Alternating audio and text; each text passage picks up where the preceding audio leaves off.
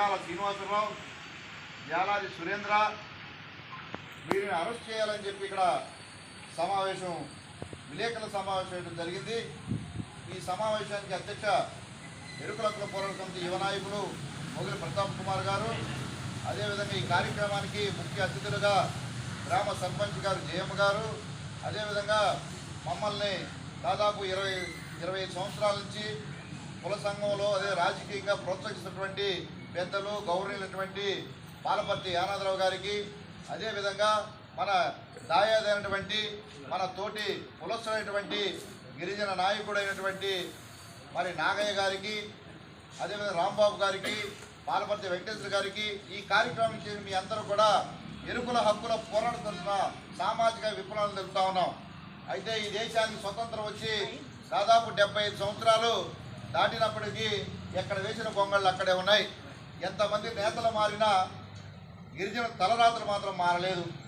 ఏదో ఆనాడు doctor BR Ambedkar గారు మరి ఆనాడు కుల వివక్ష జరుగుతున్నది, అదేవిధంగా మరి ఎస్సీలని హీనంగా చూస్తున్నారు, ఈ దేశంలో ఇంత చదువుకుండా నాకే అవమానాలు జరుగుతున్నాయి, మరి ప్రపంచంలో ఎవరు తగిన విధంగా చదివాను నేను, అయినప్పటికీ నాకే అవమానాలు జరుగుతున్నాయని చెప్పి డాక్టర్ బిఆర్ అంబేద్కర్ గారు ఆనాడు మరి బ్రాహ్మణులతో మరి రాజ్యంతో పోరాడి మరి అప్పటికి మరి భారత రాజ్యాంగం రాయడానికి మరి అవకాశం లేనప్పుడు కూడా అనేక సార్లు వచ్చినప్పుడు కూడా మరి బ్రిటిషర్ల సహకారంతో ముస్లిం సహకారంతో మరి ఆనాడు భారత రాజ్యాంగం రాయడానికి అవకాశం వచ్చింది. ఆయన నిరంతరం ప్రజల కోసం ఆలోచించి మరి అదేవిధంగా మరి ముఖ్యంగా గిరిజనులకు ఎవరు అండలేరని చెప్పి మరి గిరిజనుల అభివృద్ధి కోసం కూడా పాటుపడాలని చెప్పి ఆనాడు మనలో గిరిజన నాయకులు లేనప్పుడు కూడా డాక్టర్ బిఆర్ అంబేద్కర్ గారు ఆలోచించి ముందు చూపుగా గిరిజనులు కూడా మరి భారత రాజ్యాంగంలో ప్రతి ఒక్క సెక్టార్లో గిరిజనులు ఉండాలా, మరి 100 మంది డాక్టర్లు ఉంటే 7 డాక్టర్లు ఎస్టీలు ఉండాలా, 100 మంది ఎస్పీలు ఉంటే 7 ఎస్పీలు ఎస్టీలు ఉండాలని చెప్పి ఆనాడు భారత రాజ్యాంగంలో అనేకటువంటి రాయితీలు, అంశాలు, హక్కులు, ఉద్యోగాలు కల్పించే సంఘటన మనంతా గుర్తు చేసుకోవాలి. దాన్ని భాగంలోనే ఈ రోజున ఇంత పెద్ద ఉప్పుగుండూరు మేజర్ పంచాయతీ ఉప్పుగుండూరు దాదాపు 8,000 ఓటర్లు 15,000 మంది జనాభా కలిగినటువంటి ఈ యొక్క గ్రామంలో ప్రథమ పౌరాల్లాగా మరి భారత రాజ్యాంగంలో రిజర్వేషన్ అవకాశం వచ్చింది కాబట్టి మరి దేవరకొండ జయమ్మకు ఇక్కడ సర్పంచ్ అవకాశం వచ్చింది. అయితే సర్పంచ్ అవకాశం వచ్చింది కానీ డాక్టర్ బిఆర్ అంబేద్కర్ రాజ్యాంగంలో రాసిన ప్రకారం సర్పంచ్ గెలిచింది కూడా. ఇక్కడ లక్షలాది రూపాయలు దారబోసి అనేక మంది కొంతమంది పెట్టుకొని సంపాదించుకుంటారు, కానీ ఇక్కడ ఆ పరిస్థితి లేదు కదా.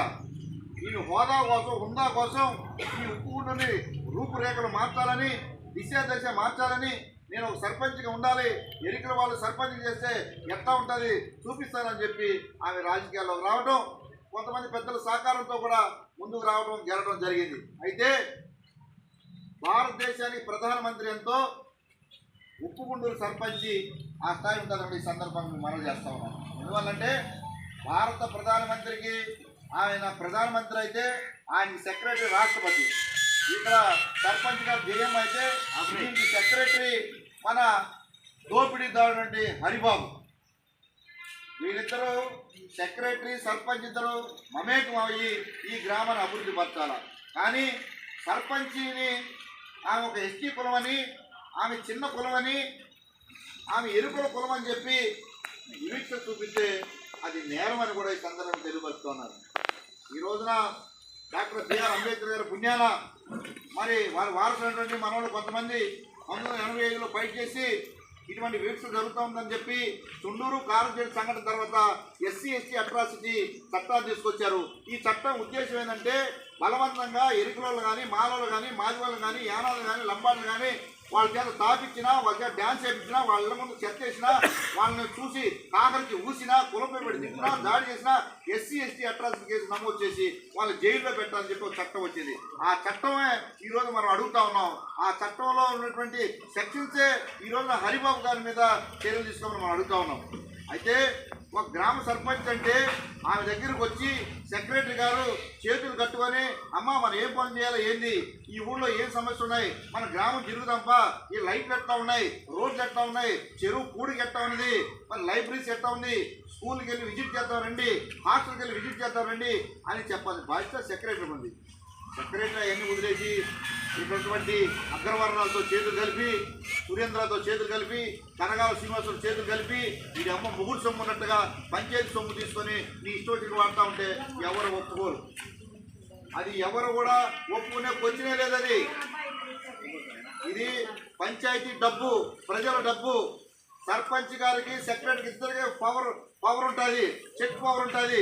ఇక్కడ ఎంత ఖర్చులు పెట్టాలన్నా ఎవరికి ఏం చేయాలని చెప్పి వీళ్ళిద్దరు గ్రామ సభలు పెట్టుకొని వార్డు మెంబర్స్ అందరూ తీర్మానం చేసుకొని వీళ్ళు నిధులు మరి ఉపయోగించాలి. కానీ మరి ఒక గ్రామ సర్పంచ్ అయ్యింది ఆమెకు సంబంధం లేకుండా మరి వారు సొంతగా ఈ ఊళ్ళో వాళ్ళ పెద్దలు అండ చూసుకొని, కనగాల శ్రీనివాసరావు అండ చూసుకొని, జాలాది సురేంద్ర అండ చూసుకొని మరి ఇష్టం వచ్చినట్టుగా చేయటం, ఇది కూడా ఆమె హక్కులను దుర్వినియోగం చేయడం ఎస్సీ ఎస్టీ అట్రాసిటీ కింద వస్తుందని కూడా ఈ సందర్భంగా మనం చేస్తూ ఉన్నాను.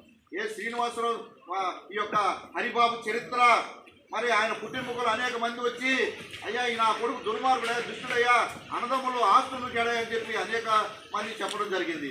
అదేవిధంగా ఈయన చీరాల మండలం, వేటపాలెం మండలంలో మరి ఆయన పంచాయతీ సెక్రటరీ చేసినప్పుడు ఆయన అధికారం దుర్వినియోగం చేసి లక్షల రూపాయలు కుంభకోణం జరిగిన సంఘటన, అక్కడి నుంచి బదిలీ చేయడం సంఘటన కూడా గుర్తుంచుకోవడం సందర్భాలు చేస్తాం.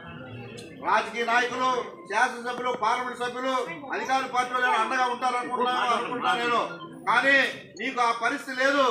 నీవు దోచుకున్న డబ్బు, దాచుకున్న డబ్బు తీసుకొని వెళ్ళి రాజకీయ నాయకులకి ఇచ్చి మరలా ఇక్కడే ఉండాలనుకుంటున్నావో అది కుదిరే పని కాదని కూడా ఈ సందర్భం మనం చేస్తా ఉన్నాను. ఎందువల్లంటే నీవు ఇక్కడ ఒక సర్పంచికి ఒక సెక్రటరీ, నువ్వు